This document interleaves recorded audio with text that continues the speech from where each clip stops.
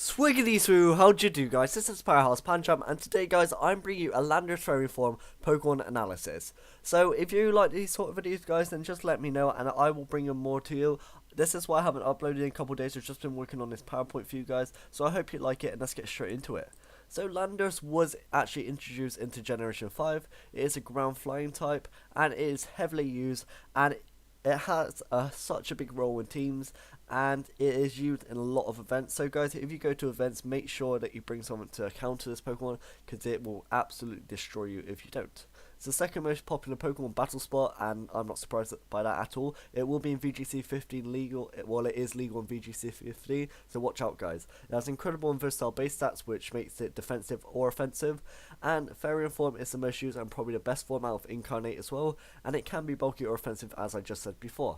I'm not going to be covering the Incarnate form guys, because I don't think it has as much viability as the Fairy Form. Also, I can't explain it all in 10 minutes. So, the Fairy Form has Intimidate as its ability, as you can see below. And if we have a look at its base stats, they are very good. It has 89 HP, 145 in attack, which is insane, 90 in defense, 105 in special attack, 80 in special defense, and 91 in speed. So it's obviously made for physical attacking, although you can make it specially attacking if you really want to. If we have a look at its typing, it is ice, is ground and flying, sorry, and it's weak to water and ice. It has 2 immunities to ground and electric, and it is also resistant to fighting, poison, and bug. So that's really good. You can make it defensive as well, because it does have a respectable 89 HP, 90 defense, and 80 special defense. If you were to make it defensive though guys, you'd have to heavily invest into that, as it's not too bulky, but it does still have some bulk to it.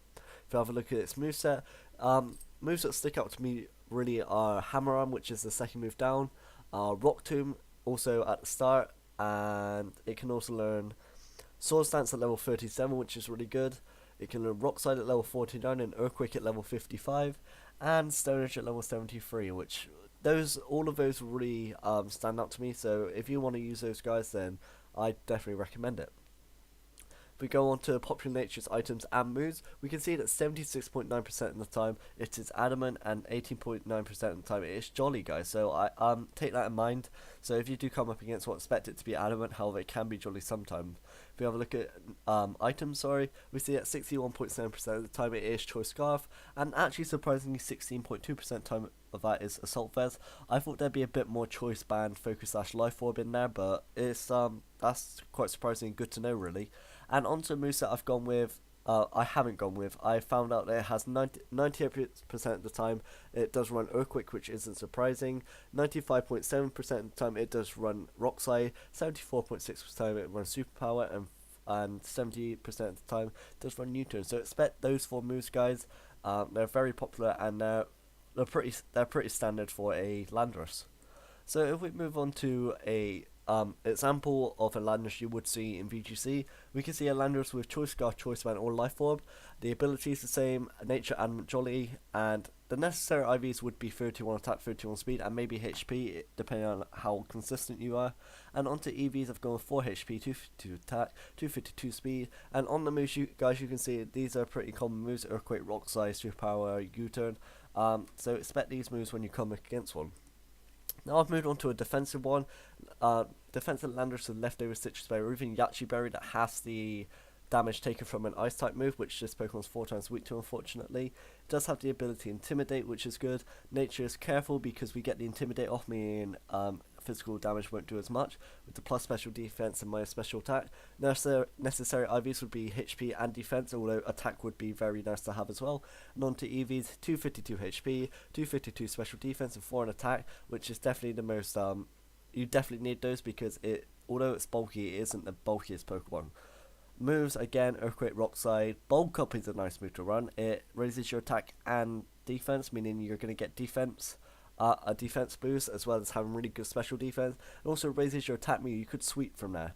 We also have Substitute, just in case you want to, or Knock Off. I would personally run Earthquake, Rock Slide, Bulk Up, and Knock Off, but Substitute isn't always an option. Other possible moves could be Hidden Power, especially Ice to beat other Landoruses. You could run Rock Tomb, which controls speed. Also, Explosion would be a really nice move to have, Brick Break as well, because most fighting type moves that Landorus can learn always have a really bad secondary effect, like lowering the attack and defense, like Superpower does. Then we have Protect, just in case you want Prediction Initiative. And then we have Earth Power for specially attacking Landoruses. Pokemon that beat Landorus-T is quite a lot, to be honest. We have Bishop. Bishop has Defiant, which if it gets a stat lowered, it gets a +2 in attack, meaning that a Sucker Punch, if a +1 Sucker Punch after you intimidate it, will actually knock out a Landorus-T. Then we have Suicune, and it can learn Ice Beam and is always generally bulky. We have then Rotom Wash that also has access to Hydro Pump and even Hidden Power Ice sometimes for grass types. Then we have Thunderous that actually holds Hidden Power Ice. Basically, if Thunderous doesn't hold Hidden Power Ice, then it's not that much of a threat, but just watch out.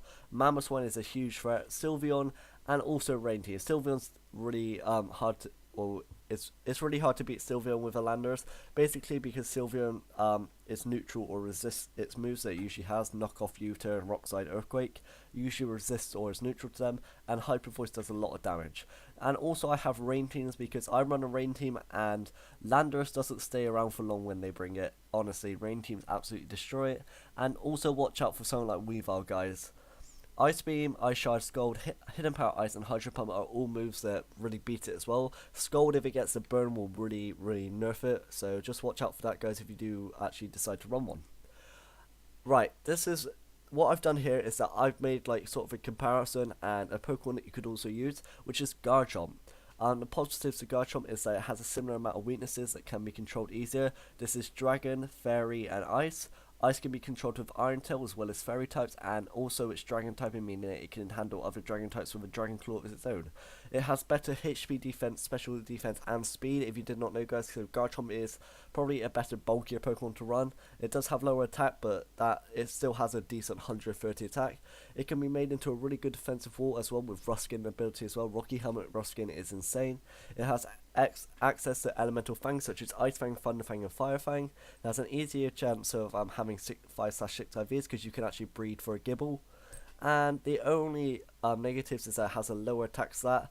It doesn't have access to Intimidate, which is unfortunate, and it can't learn Dragon Dance, which I'm quite surprised for Garchomp, but I guess it was so overpowered already they didn't want to absolutely destroy it. So thanks for watching, guys. That was my team builder, and here are my references. I checked out Pokemon Global Link, Bulbapedia, Pokemon Database, Smogon, and Cerebi.net. So thanks for watching, guys. Go check out my other content, and if you liked it, then don't forget to rate. And yeah, so thanks for watching, guys, and goodbye.